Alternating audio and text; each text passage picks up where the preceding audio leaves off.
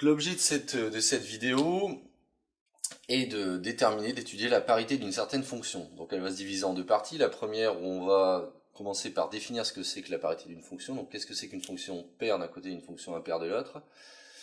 Et deuxièmement, une petite application à une fonction qui est donnée ici. Comment est-ce qu'on détermine son éventuelle parité, sachant qu'il existe des fonctions qui ont aussi aucune parité. Alors qu'est-ce que c'est que la parité d'une fonction ? Alors une fonction qui est paire, en fait, c'est une fonction qui est symétrique par rapport à l'axe des ordonnées ici. Donc ça, c'est graphiquement, géométriquement, ce qu'est une fonction paire. Une fonction qui est impaire, c'est une fonction qui est symétrique par rapport à l'origine du repère qui est 0. Donc la première chose qu'on va faire, c'est essayer de comprendre comment est-ce qu'on peut écrire mathématiquement qu'une fonction est symétrique par rapport à l'axe des ordonnées ici.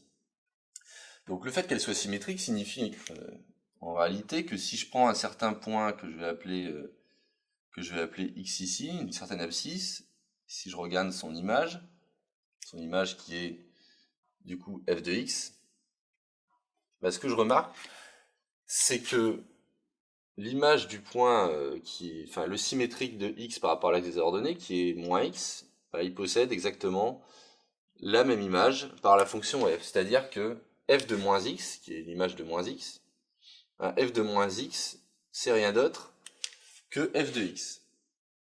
Et donc une fonction qui est paire,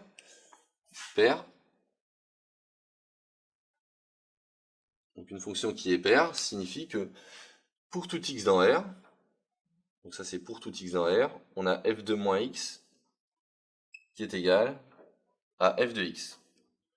Alors pourquoi je dis pour tout x? Parce que ce raisonnement qui a été fait avec x peut très bien être fait avec ce x là par exemple. C'est-à-dire qu'en n'importe quel point, l'image de x et de moins x sont les mêmes. Donc voilà ce que c'est qu'une fonction paire. Donc il y a un certain nombre de fonctions paires célèbres, comme par exemple x carré, cosinus, la fonction constante égale à 1, etc. etc.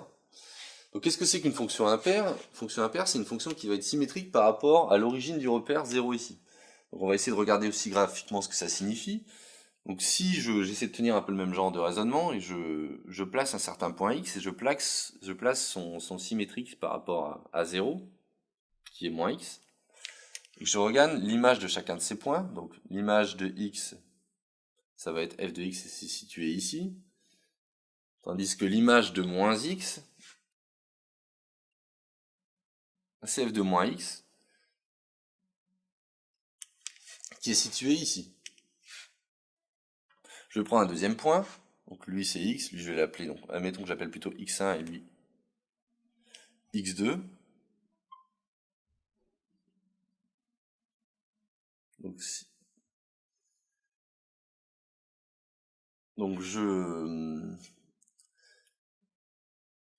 je calcule l'image de x2 qui est f de x2.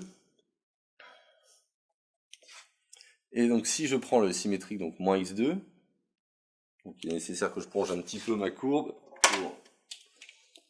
pour entrer dans le graphique. Donc je la prolonge ici, hop.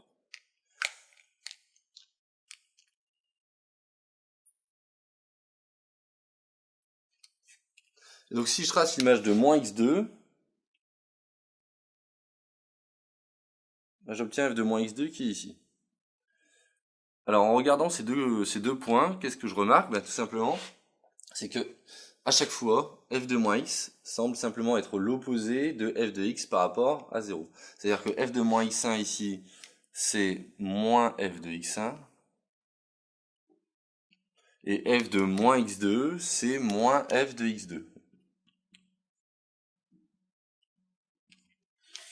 Et donc là, on a ce qu'on appelle une fonction impaire. Une fonction qui est dite impaire, c'est une fonction qui vérifie pour tout réel x donné, pour tout x dans R, f de moins x est égal à moins f de x.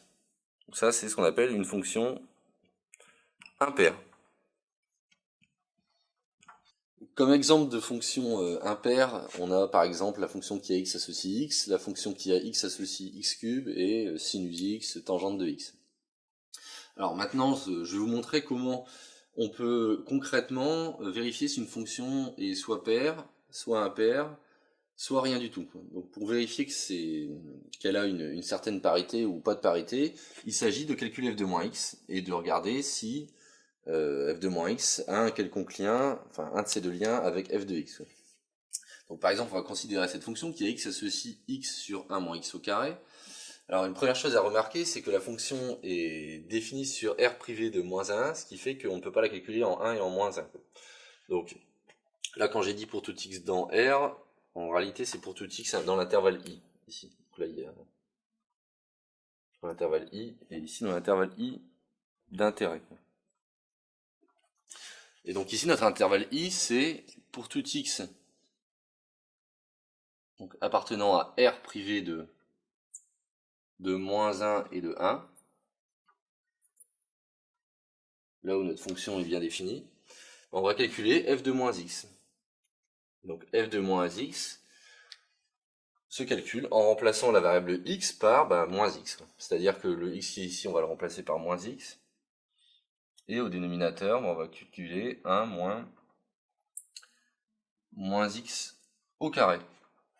Et donc ça se calcule, c'est-à-dire que le moins, je peux le mettre devant. J'obtiens x sur 1 moins x au carré, ce qui vaut moins f de x, si bien que notre fonction, ici, elle est impaire. Alors avant de clôturer la vidéo, une dernière chose à dire, c'est que l'intervalle pour qu'une fonction soit paire ou impaire doit être symétrique par rapport à 0, auquel cas, s'il n'est pas symétrique et que notre fonction n'est pas définie sur, par exemple, les réels négatifs, f de moins x n'a aucun sens, quoi. Donc il est nécessaire que notre intervalle soit symétrique pour étudier la parité d'une fonction. Voilà ce qui achève donc la vidéo sur parité de fonctions.